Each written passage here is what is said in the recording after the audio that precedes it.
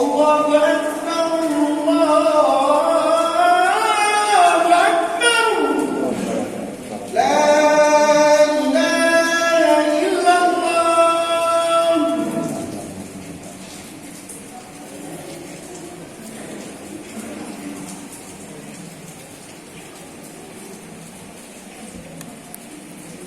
Bismillahirrahmanirrahim. Innal hamdalillah nahmaduhu wa nasta'inuhu wa nastaghfiruhu wa na'udzu billahi min shururi anfusina wa sayyiati a'malina. May yahdihillahu fala mudilla lahu wa may yudlil fala hadiya lahu. Asyhadu an la ilaha illallah wahdahu la syarika lahu wa asyhadu anna Muhammadan 'abduhu wa rasuluh. Qala Allah Ta'ala, a'udzu billahi minasy syaithanir rajim.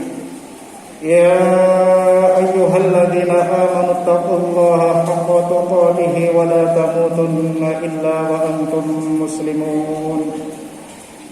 Ya ayyuhan nasu taqu rabbakumul ladzi khalaqakum min nafsin wahidatin wa khalaqa minha zawjaha وخلق منها زوجها وبث منهما رجالا كثيرا ونساء واتقوا الله الذي تساءلون به والأرحام إن الله كان عليكم رقيبا يا أيها الذين آمنوا اتقوا الله وقولوا قولا سديدا يصلح لكم أعمالكم ويغفر لكم ذنوبكم ومن يطع الله ورسوله فقد فاز فوزا عظيما اللهم صل على سيدنا محمد وعلى آله وصحبه أجمعين أما بعد فيا عباد الله أوصيكم وإياي بتقوى الله وطاعته فقد فاز المتقون. Muslimin hamba Allah hafizakumullah. Pertama-tama saya berpesan kepada diri saya sendiri dan lumeper pada panjenengan semua. Marilah senantiasa kita tingkatkan kualitas iman dan takwa kita kepada Allah Subhanahu wa taala, yakni dengan berupaya semaksimal mungkin untuk melaksanakan semua perintahnya dan meninggalkan apapun yang telah menjadi larangannya, sebagaimana termaktub dalam Al-Quran serta sunnah-sunnah Rasulullah Sallallahu Alaihi Wasallam yang sahih. Hanya dengan cara inilah ketakwaan dan juga keimanan kita akan mengalami peningkatan dan perbaikan di setiap detiknya, yang akan menempatkan diri kita di sisinya sebagai makhluk yang termulia. Sungguh sangat beruntung sekali orang-orang yang bertakwa. Semoga Allah berkenan memberikan kekuatan kepada kita untuk selalu mengupdate ketakwaan kita kepadanya. Amin. Muslimin hamba Allah hafizakumullah. Beberapa hari ini banyak sekali kejadian pilu yang datang beruntun secara cepat. Kita ambil saja dua contoh yang sangat nyata, yaitu fenomena adanya virus corona COVID-19 dan wafatnya para ulama. Ada petanda apakah sebenarnya di balik kejadian-kejadian yang fenomenal saat ini? Marilah kita sejenak kita lihat dari kacamata ajaran Islam. Ibadallah, Islam datang dengan kesempurnaan nilai dan sistemnya. Segala sesuatu telah diatur begitu indah dan sempurna. Dalam dua warisan insan termulia Nabi Agung Muhammad Sallallahu Alaihi Wasallam, yaitu Al-Quran dan hadis. Rasulullah Sallallahu Alaihi Wasallam di dalam hadis yang diriwayatkan oleh Imam Malik, nomor hadis 3338, dan juga Imam Muslim, Tirmidzi dan Ibnu Majah, Ad-Darimi dan lainnya. Taraktu fikum amrayn lan tadillu ma in tamassaktum bihima, kitab Allah wa sunnata Rasul. Al-Hadis. Aku telah meninggalkan dua perkara yang engkau tidak akan tersesat selama berpegang kepada keduanya, yaitu kitabullah, Al-Quran, dan sunnah-sunnah Rasulullah SAW yang sahihah. Kedua dasar ini laksana bintang bintang yang menjadi petunjuk arah bagi para musafir. Barang siapa yang memahaminya, pasti tidak akan salah jalan, baik jalan hidup di dunia ini maupun kelak di akhirat nanti. Dan Allah telah memberi aturan-aturan yang lengkap jika kita mau merenunginya.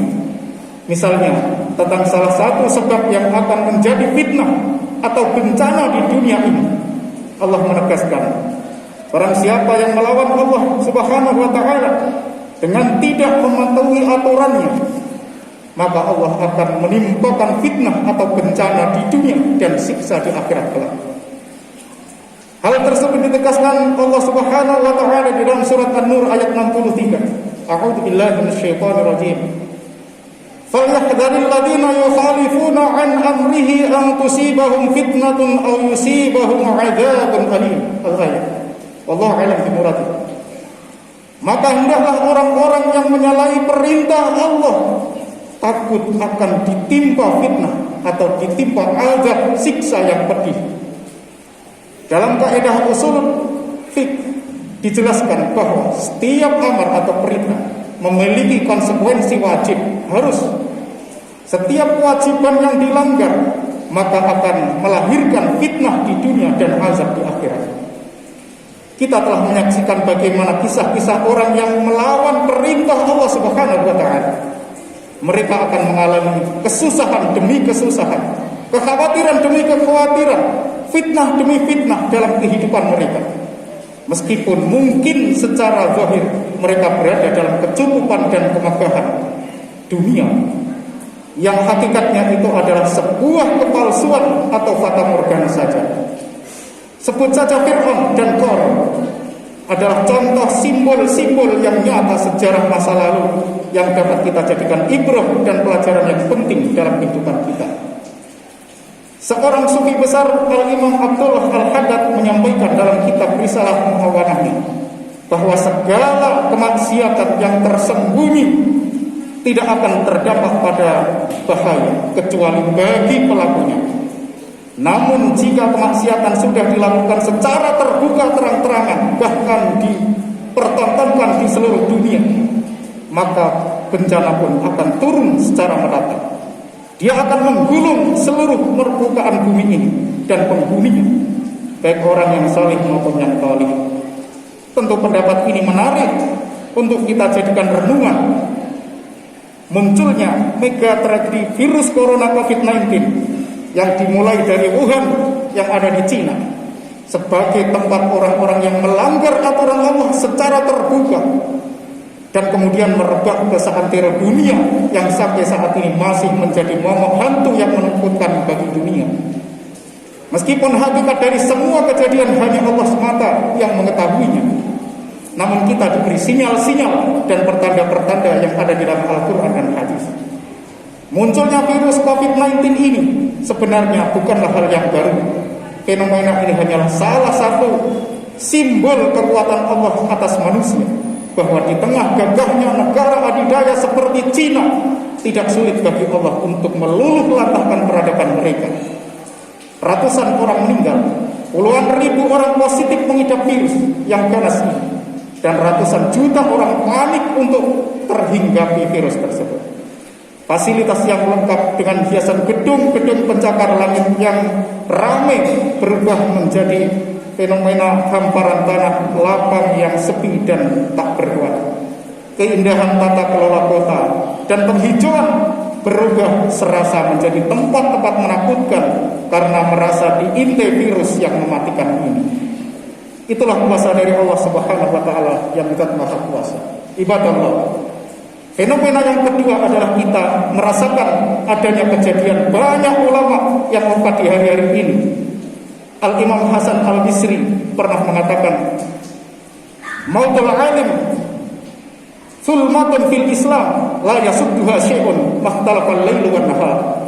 Kematian seorang ulama adalah kebocoran dalam Islam yang itu tidak bisa ditambal meskipun berlalunya siang dan malam hari. Meninggalnya seorang profesor dalam bidang sains dan teknologi, atau dalam medis, atau dalam disiplin ilmu dunia yang lain, pastilah akan ada tumbuh lagi profesor-profesor yang lainnya dalam bidang tersebut yang jauh akan lebih canggih dari sebelumnya. Akan tetapi berbeda halnya dengan wafatnya ulama, yang sulit akan tumbuh lagi ulama yang lainnya atau yang lebih tinggi derajatnya. Wafatnya ulama berarti suatu petanda hilangnya ilmu dari muka bumi ini. Ilmu adalah alat yang kita jadikan pedoman dalam hidup. Hal ini karena Rasulullah Muhammad SAW telah bersabda di dalam hadis yang diriwayatkan oleh Imam Bukhari dan Muslim dari Amr bin Ibnu Amr radhiyallahu anhu, "Innallaha la yaqbidul ilma intiza'an yantazi'u min suduril ibad, walakin yaqbidul ilma biqabdil ulama, hatta idza lam yatruku ilman ittakhadhan nasu ru'asa'a juhalan fasa'alu fa'aftau fa'usu'ilu fa'aftau bighairi ilmin fadallu wa adallu." Sesungguhnya Allah tidak akan mencabut sebuah ilmu tentang agama secara langsung dengan menghilangkannya dari dada para hamba-hambanya. Akan tetapi Allah akan mencabutnya dengan mewafatkan para ulama, sehingga jika tidak tersisakan seorang ulama, manusia merujuk kepada orang-orang bodoh. Mereka bertanya dan kemudian mereka menjawab orang-orang bodoh ini berfatwa tanpa ilmu, sehingga mereka tersesat dan menyesatkan. Na'udzubillah min dzalik. Meninggalnya ulama adalah salah satu tanda-tanda dekatnya, semakin dekatnya hari kiamat. Sebagaimana Rasulullah SAW bersabda di dalam sebuah hadis yang diriwayatkan oleh Imam Bukhari dari Abu Hurairah, "La taqum sa'atu hatta yuqbadul ilm wa tadharul fitan." Kiamat tidak akan pernah terjadi sebelum tercabutnya ilmu dan merajalelanya fitnah secara terang-terangan. Sebagaimana petunjuk hadis sebelumnya bahwa ilmu tidak akan dicabut dan hilang begitu saja kecuali dengan diwafatkannya para ulama oleh Allah Subhanahu wa taala. Seorang Umar bin Khattab adalah salah seorang sahabat yang faqih dan sangat mendalam pemahaman agamanya, mengatakan yang dinukil oleh Imam Al-Ghazali di dalam kitabnya Ihya Ulumuddin, "Mautu alfi 'abidin ahwanu min mauti 'alimin basirin bi halalillahi wa haramihi." Kematian 1000 ahli ibadah itu lebih ringan daripada kematian seorang ulama yang mengerti tentang hukum halal dan haramnya dari Allah Subhanahu wa taala. Kenapa bisa begitu, ibadah Allah? Karena seorang ahli ibadah mengabdi hanya untuk dirinya sendiri, sedangkan seorang ulama mengabdi untuk umat dan masyarakat luas dengan ilmu yang dimilikinya sebagai pencerah dan juga penerang dalam gelapnya kebodohan dan kejahilan di alam dunia fana ini, agar mereka dapat mengerti hukum-hukum Allah dan aturan-aturannya. Allah Subhanahu wa taala telah mengingatkan kita di dalam surat Ar-Ra'd ayat 41. A'udzu billahi minasyaitonir rajim. Awalam yarau anna naqtil arda nanqusuha min atrafiha. Al-ayat. Wallahu a'lam bimuradi. Dan apakah mereka tidak melihat bahwa kami mendatangi daerah-daerah orang yang ingkar kepada Allah, lalu kami kurangi daerah-daerah itu sedikit demi sedikit dari tepi-tepinya. Abdullah ibnu Abbas dan Imam Mujahid menjelaskan, dinukil dalam tafsir Ibnu Katsir juz 4 halaman 472, bahwa ayat ini berkaitan dengan hancurnya dunia itu dengan meninggalnya orang-orang alim dan pelaku-pelaku kebaikan di antara mereka. Ibadallah, kenapa kematian ulama sebagai standar masih eksisnya dunia ini? Karena Nabi Muhammad SAW, karena Nabi kita memuliakan keberadaan mereka. Hadis Abu Umamah mengatakan bahwa pernah suatu ketika Rasulullah menceritakan tentang 2 orang laki-laki. Satunya adalah ahli ibadah, seorang yang lainnya lagi adalah seorang ahli ilmu atau ulama. Kemudian beliau bersabda, "Fadlul alim 'alal 'abid ka fadli 'ala adnakum." Keutamaan seorang ulama di atas ahli ibadah itu seperti keutamaanku, kata Rasulullah, dengan orang yang paling rendahan di antara kalian. Kemudian Rasulullah bersabda, "Innallaha wa malaikatahu wa ahlas samawati wal ardi hatta namlah fi jahriha wa hatta al-haud la yusalluna 'ala muallimin nasil khair. Hadis diriwayatkan oleh Imam At-Tirmidzi nomor hadis 2685. Sesungguhnya Allah dan para malaikatnya, bahkan sampai semut-semut yang ada di dalam lubang-lubang mereka, dan bahkan ikan-ikan paus yang ada di dasar lautan, mereka selalu mendoakan kebaikan untuk orang-orang yang mengajarkan kebaikan kepada para manusia. Suatu hari, seorang Amirul Mukminin Harun Ar-Rasyid rahimahullah pernah bertanya kepada Yahya bin Akhram, siapakah orang yang paling memiliki kedudukan paling mulia? Kemudian Yahya bin Akhram menjawab, tidak ada selain engkau wahai Amirul Mukminin yang lebih tinggi kedudukannya. Kemudian Harun Ar-Rasyid Amirul Mukminin yang setiap tahun selalu haji dan berangkat ke medan perang secara bergiliran menjawab, tapi ada orang yang kedudukannya lebih tinggi dari saya, yaitu orang yang mengajar sebuah ilmu di sebuah halaqah, yaitu orang yang mengajar kemudian dia membacakan qala Allah dan qala Rasul, yaitu mengajarkan tafsir dan juga hadis. Karena namanya selalu berdekatan dengan Rasulullah, inilah yang dikatakan oleh Harun Ar-Rasyid tentang kemuliaan ulama dan kedudukannya yang tinggi. Beliau menginginkan agar supaya orang-orang tahu, sadar dan paham tentang kematian ulama hakikatnya adalah kebocoran Islam yang tidak bisa ditambal dengan apapun. Karena ulama adalah pengembang risalah dakwah Rasulullah Muhammad SAW. Rasulullah SAW bersabda di dalam hadis yang diriwayatkan oleh Imam Al-Albani nomor hadis 6297, al-ulama warasatul anbiya, innal anbiya'a lam yurisu dinaran wala dirham wa innama warasul ilm. Ulama adalah pewaris para nabi. Sesungguhnya para nabi tidak mewariskan dinar dan dirham, akan tetapi mereka mewariskan ilmu. Para ulama menghabiskan umur mereka untuk ilmu. Mereka wakafkan dirinya untuk Allah dan Rasulnya, mewakafkan diri mereka untuk keberlangsungan tegaknya dakwah agama Allah agar dunia tetap tegak sehingga pantas untuk diberikan oleh Allah kemuliaan di sisinya. Muslimin hamba Allah hafizakumullah. Mudah-mudahan kita dapat mengambil hikmah dari semua kejadian-kejadian akhir-akhir ini yang tengah melanda dunia.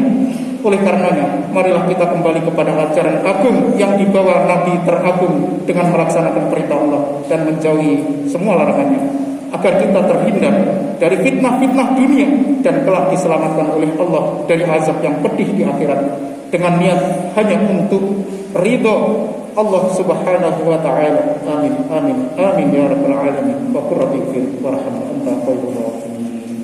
Allahumma shalli ala sayyidina Muhammadin wa ala alihi wa sahbihi wa barik wa sallim ajma'in. Alhamdulillah hamdan katsiran kama amara. Asyhadu an la ilaha illallah wahdahu la syarika lah, rahman liman jahada bihi wa kafar. Wa asyhadu anna sayyidana Muhammadan 'abduhu wa rasuluh, sayyidul khalaiqi wal bashar. Allahumma shalli wa sallim ala sayyidina Muhammad wa ala alihi wa sahbihi wa sallim tasliman katsiran. Amma ba'd. Wa ya ayyuhan nas ittaqullah haqqa tuqatih wa la tamutunna illa wa antum muslimun. Wa 'alamu anna Allaha amara bil ibadati bi nafsihi ولم يزل قائلا عليما إن الله وملائكته يصلون على النبي يا أيها الذين آمنوا صلوا عليه وسلموا تسليما اللهم صل على سيدنا محمد وعلى آله وأصحابه وقرابته وأزواجه وذريته أجمعين وارض اللهم على أربعة الخلفاء الراشدين سيدنا أبي بكر وعمر وعثمان وعلي وعلى بقية الصحابة والتابعين وتابع التابعين ومن تبعهم بإحسان إلى يوم الدين وعلينا معا برحمتك يا أرحم الراحمين. اللهم اغفر للمؤمنين والمؤمنات والمسلمين والمسلمات والأحياء منهم والأموات إنك سميع قريب مجيب الدعوات يا قاضي الحاجة. اللهم أعز الإسلام والمسلمين وانصر من نصر الدين وخذل من خذل المسلمين وانصر المسلمين في كل مكان واتبع أعداءهم وأعز أمتك إلى الدين. اللهم أصلح الرعي والرعية من بلدنا من تونسيا وسائر البلدان المسلمين عامة إنك على كل شيء قدير. ربنا اغفر لنا ولإخواننا الذين سبقونا بالإيمان ولا تجعل في قلوبنا غلا للذين آمنوا ربنا إنك رؤوف رحيم ربنا آتنا في الدنيا حسنة وفي الآخرة حسنة وقنا عذاب النار والحمد لله رب العالمين.